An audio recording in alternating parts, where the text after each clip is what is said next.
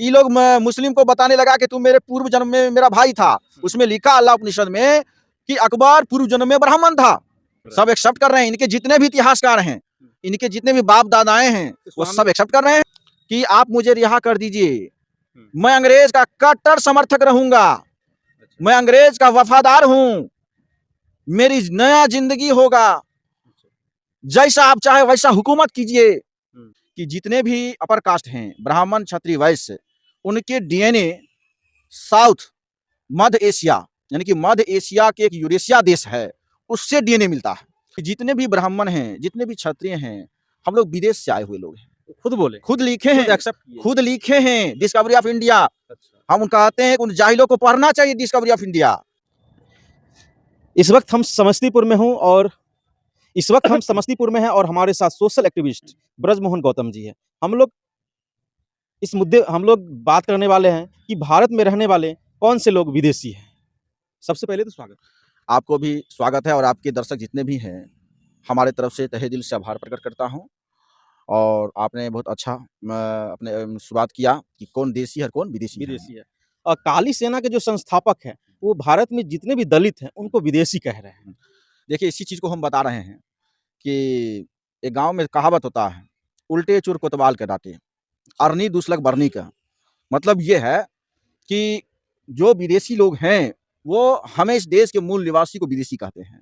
ये समझना है। यानी वो लोग उल्टा कह रहे हैं। हाँ, उल्टा कह रहे हैं। इसी चीज़ को हम आपको तथ्य और सबूत के साथ बोलते हैं। वांसी गटा यूनिवर्सिटी जो अमेरिका में है, वो डीएनए टेस्ट कराया था। 21 मई 2001 को टाइम्स ऑफ इंडिया अखबार में छपा था कि जो क्या रिपोर्ट आया था? हाँ, उस रिपोर्ट को मैं बता रहा हूँ। उस रिपोर्ट में ये था कि जितने भी अपर कास्ट हैं, ब्राह्मण क्षत्रिय वैश्य, उनके डीएनए साउथ मध्य एशिया, यानी कि मध्य एशिया के एक यूरेशिया देश है, उससे डीएनए मिलता है। और यहाँ के जो एससी, एसटी, ओबीसी और तमाम महिलाएं, अपर कास्ट की महिलाएं भी, वो भारत के लोगों से मिलता है। तो इससे सिद्ध होता है, ये तो डीएनए रिपोर्ट है, ये तो मेरा रिपोर्ट तो है नहीं। और यहाँ जांच कहाँ से हुआ? अमेरिका ने सोचा कि भारत की जाति व्यवस्था क्या है, उसे शोध करने के लिए उन्होंने बहुत सारे राज्य में सैंपल लिया था ब्लड का, और उसके बाद वहां जांच किया तो ये पाया। और ये अखबार टाइम्स ऑफ इंडिया, आज भी आप सर्च करेंगे गूगल में तो वो मिलेगा। टाइम्स ऑफ इंडिया 21 मई 2001 डेट सहित बोल रहा हूँ, वो डीएनए रिपोर्ट आया था जो टाइम्स ऑफ इंडिया अखबार में छपा है। तो इससे सिद्ध होता है कि इस देश में विदेशी अपर कास्ट लोग हैं। लेकिन हम बाबा साहब अम्बेडकर के मानने वाले लोग हैं। इस देश में अम्बेडकर जी को भी तो कह रहे हैं कि विदेशी हैं, वो बौद्धिस्ट अपनाए या बौद्ध धर्म को लाए, बौद्ध धर्म को लाए, तो सारे के सारे साउथ अफ्रीकन हैं, जो कि हम लोग की मुगल वाले जो भी आए थे सब अपनी सेवा के लिए उनको लाया था। उस चीज को हम पूरा क्लियर से बताना चाहता हूँ। इनके ही जाति के लोग, चाहे पंडित जवाहरलाल नेहरू हो, पंडित जवाहरलाल नेहरू ने भी लिखा डिस्कवरी ऑफ इंडिया। उन्होंने एक बुक लिखे डिस्कवरी ऑफ इंडिया। उसमें उन्होंने लिखा कि जितने भी ब्राह्मण हैं, जितने भी क्षत्रिय हैं, हम लोग विदेश से आए हुए लोग हैं। खुद बोले, खुद लिखे हैं, खुद लिखे हैं डिस्कवरी ऑफ इंडिया। हम कहते हैं कि उन जाहिलों को पढ़ना चाहिए डिस्कवरी ऑफ इंडिया। जितने भी जो संत हैं, उन जाहिलों को पढ़ना चाहिए। पढ़ते नहीं हैं और बकारना चालू कर देते हैं। इतना ही नहीं, जो बाल गंगाधर तिलक जो नारा दिया था, स्वराज मेरा जन्मसिद्ध अधिकार है, इसे मैं लेकर रहूंगा, लेकिन वह किसके स्वराज की बात कर रहे थे? वह इस देश में जो सामंतवादी अपर कास्ट हैं, उनके स्वराज की बात कर रहे थे। वो कह रहे थे कि तेली, तमोली, कुर्मी, कोयरी, कुनभट्टी संसद में जाके हलबल चलाना है क्या? इसे वोट देने का अधिकार नहीं मिलना चाहिए। ये बाल गंगाधर तिलक का है कहावत। जाके पढ़ो इतिहास में बाल गंगाधर तिलक का। अगर मैं गलत हूंगा तो मैं 50,000 का जुर्माना दूंगा। लेकिन उन्होंने भी एक्सेप्ट किया, बाल गंगाधर तिलक एक्सेप्ट किया कि हम लोग मध्य एशिया से आए हुए लोग हैं और भारत के लोगों को रहने का, बोलने का, चलने का हम लोगों ने सिखाया है। वो बाल गंगाधर तिलक कह रहे हैं कि भारतीय लोग को चलने नहीं आता था, बोलने नहीं आता था, उसको हमने सिखाया है ना? यानी अगर कहा जाए तो पूरे हिंदुस्तान विदेशी के कब्जा में है। हम ये भी बता रहे हैं, इनके जो दयानंद सरस्वती हैं, वो ठीक से गौर कीजिएगा, उन्होंने अपने आप को हिंदू नहीं कहा। अच्छा। वो कहा कि हिंदू जो है, मुगलों को दिया हुआ शब्द है, जो मुझे अपमानित करता है और मुझे गाली प्रदान करता है। अच्छा, हिंदू चूँकि शब्द गाली शब्द है। हाँ, गाली शब्द है, चूँकि फ़ारसी शब्द में हिंदू शब्द का अर्थ होता है चोर, लुटेरा, बरबस काफ़िर होता है। तो हिंदू लेकिन जितने भी हिंदू समाज के लोग सब तो आप सनातनी कहते हैं। मैं उस चीज़ को बता रहा हूँ, लेकिन स्वामी दयानंद सरस्वती ने इसलिए इसे नकार दिया और कहा कि हम आर्य लोग हैं। अच्छा। हम आर्य लोग हैं और आर्य लोग आज से बीसी से 1500 साल पहले भारत में आए हुए लोग हैं। अच्छा। तो कहने का मतलब स्वामी दयानंद सरस्वती आर्य समाज की स्थापना की थी, है ना? जो वो खुद बता रहे हैं सब लोग विदेशी हैं, एक्सेप्ट कर रहे सब हैं। एक्सेप्ट कर रहे हैं। इनके जितने भी इतिहासकार हैं, इनके जितने भी बाप-दादाएँ हैं, तो वो स्वामी सब एक्सेप्ट कर रहे हैं। स्वामी स्वरूप आनंद जी फिर कैसे कह रहे हैं कि जो यहाँ इंडिया के मूल निवासी को विदेशी क्यों कह रहे हैं? इसलिए कह रहे हैं ना, कि हम कह रहे हैं ना कि उल्टे चोर कोतवाल के डांटे। तो जो स्वरूपानंद स्वामी जो है, वो काली सेना का जो प्रमुख है, वो तो सबसे बड़ा जाहिल जपट है, मूर्ख है। उसे पढ़ना हमको लगता नहीं पढ़ा उड़ा है। पढ़े अपने बाप दादाओं के इतिहास, उनके बाप दादा ही बोल रहे हैं हम इस देश के नहीं हैं। चाहे वह स्वामी दयानंद सरस्वती हो, चाहे बाल गंगाधर तिलक हो या पंडित जवाहरलाल नेहरू हो, ये सब के सब बता रहे हैं हम लोग विदेश से आए हुए हैं। लेकिन हम लोग बाबा साहब अम्बेडकर के मानने वाले लोग भारत में जितने भी नागरिकता मिल चुका है या नागरिक हैं, हम सबको इस देश के नागरिक मानते हैं। ठीक है? दूसरा उन्होंने कहा कि मुगल काल से आए हुए लोग। ये बताइए जब मुगल काल का हुकूमत आया, तो मुगलों ने किसके साथ शादी विवाह किया? मुगलों के दरबार में जो 9 रत्न था, उस 9 रत्न में बीरबल कौन था? बीरबल भी एक ब्राह्मण था। उनके यहाँ किनके बहन बेटियों की शादी कराई जाती थी? चाहे वह जोधा लीजिए या शाहजहां की तीसरी पत्नी लीजिए या हुमायूं की पत्नी लीजिए, ये जितने भी मुगल काल के जो पत्नी थे, वह किनके बेटियां थी? वो सारे के सारे यही ब्राह्मण राजपूत के बेटियां थी। अच्छा, स्वामी स्वामी स्वरूप आनंद जो है वो कह रहे हैं कि वो लोग जब यहाँ आए तो सभी जगह वो कब्जा करते गए, फसल और खेत मेरा और उसमें से अनाज जो भी होता था वो लोग ले जाता था। देखिए, यही तो कह रहे हैं, पूरा उल्टा बता रहे हैं। स्वरूपानंद स्वामी जो है, जो कह रहे हैं कि खेत मेरा और सारा फसल दलित ले जाते थे। जब सारा फसल दलित ले जाते थे, तो दलित भूखमरी में क्यों जीता है आज भी? उन्हें कमर में झाड़ू और गर्दन में जो है एक बड़ा-सा घड़ा लटकाया जाता था। अगर उसे तो काम करने का अधिकार ही नहीं था, तो वो फसल कैसे काटेंगे? दूसरा, उन्होंने बताया कि अंबेडकर राष्ट्रद्रोही है, देशद्रोही। हाँ, राष्ट्र इस चीज़ को भी हम क्लियर बताना चाहता हूँ। देशद्रोही कौन है? हम ये जब इतिहास को खंगालते हैं, तभी हम पाते हैं कि इनके जो मानने वाले गॉडफादर हैं, बंच ऑफ थॉट के लेखक गोलवलकर, और जिनको ये वीर सावरकर कहते हैं। सावरकर जब जेल में था तो माफीनामा लिखा था अंग्रेज को। उस माफीनामा में लिखा कि आप मुझे रिहा कर दीजिए, मैं अंग्रेज का कट्टर समर्थक रहूंगा, मैं अंग्रेज का वफादार हूं, मेरी नया जिंदगी होगा, जैसा आप चाहे वैसा हुकूमत कीजिए। ये तमाम चीज सावरकर ने लिखा, अपने विज्ञप्ति में, अपने पत्र में लिखा।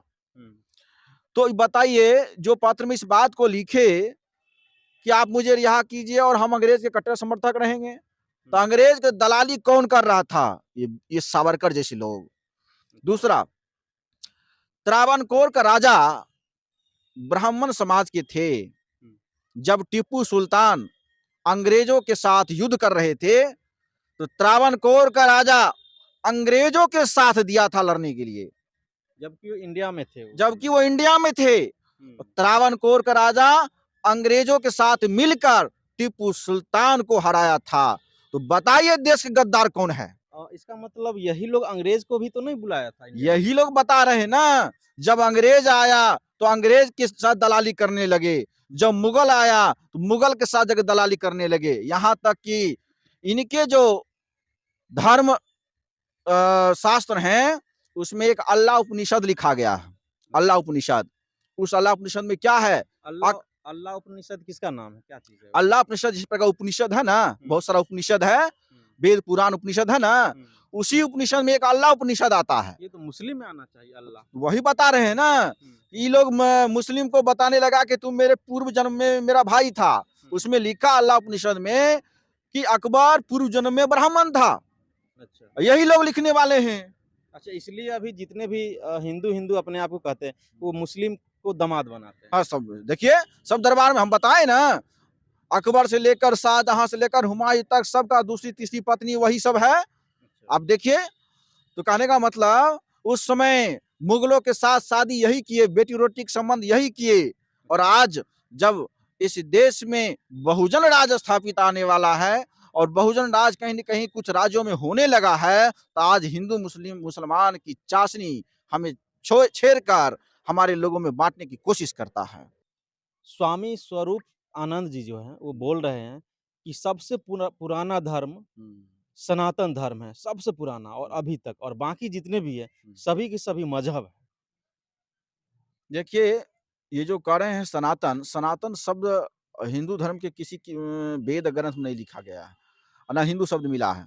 सनातन का मतलब होता है, भगवान बुद्ध ने कहा, "एस धम्मो बुद्ध सनातनो।"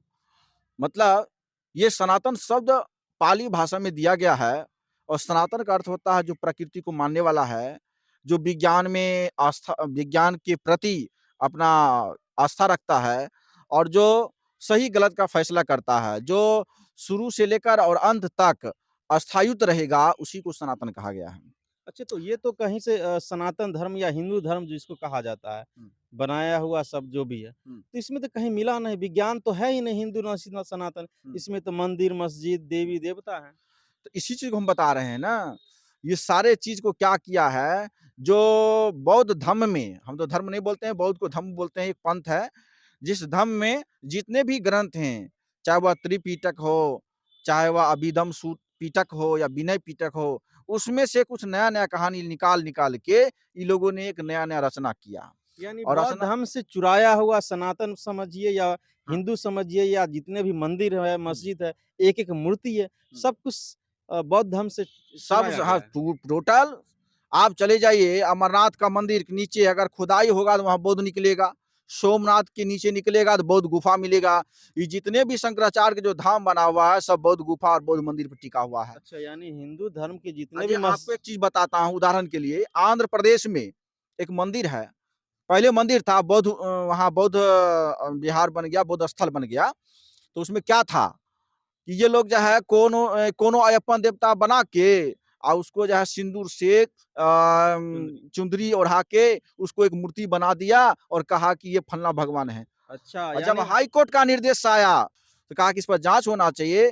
तो जब इन्वेस्टिगेशन गया पुरातत्व विभाग तो कहा ये तो बुद्ध का मूर्ति है और पूरा जब उसका लेप-लाप चुनरी-उनरी हटाया तो बुद्ध का निकला।